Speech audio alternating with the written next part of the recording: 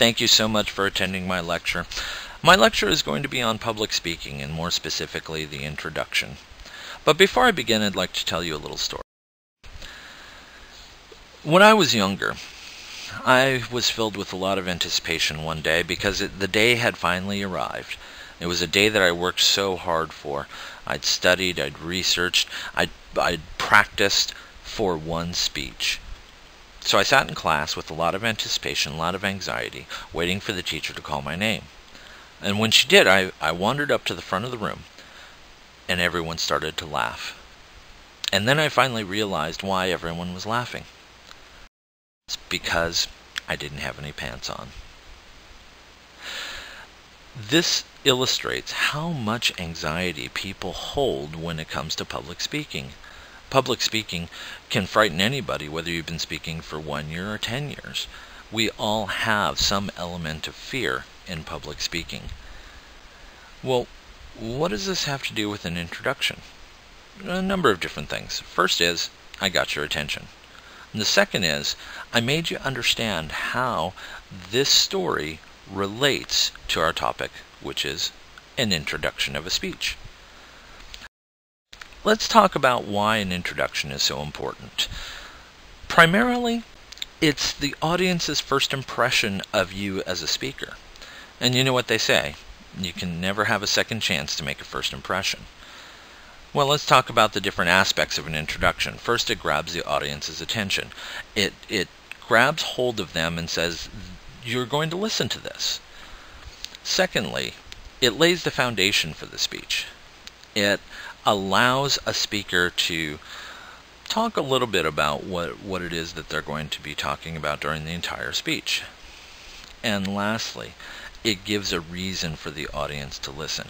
Without a reason, audience gets bored and their attention wanders. And that's certainly not what a public speaker wants to do. Well, the goal of the lecture is twofold. First is, I want you to be able to write an introduction for your own speech.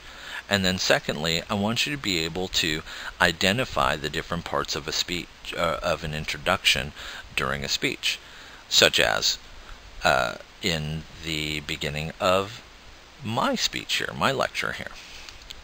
Let's talk about the different parts of an introduction. There are three main parts to an introduction. The first is the attention-getting device. We'll talk about these and what they are in just a minute. We just want to identify what these are first. Second is the thesis.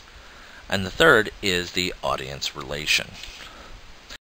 The attention-getting device. There are a number of ways to grab an audience's attention. It's keeping hold of it that's the difficult part. But the different parts of it, or the different modes of grabbing an audience's attention. First is a story. Second, you can ask a question. You can offer a startling statistic. You can tell a joke, although that one's really tough, so be careful with it. You can start with a quotation. You can compare different things. Or you can start with a startling fact. All can grab an audience's attention if done properly. I usually stick with the story because it's the most relatable.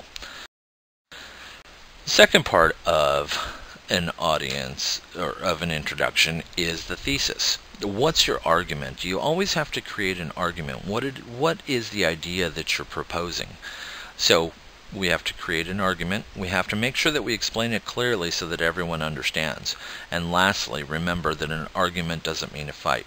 We're not trying to be antagonistic here. We're just trying to put together or put forth what our main point is. Last is significance. Why should we care? If the audience doesn't care about what you're talking about, they're not going to listen very long.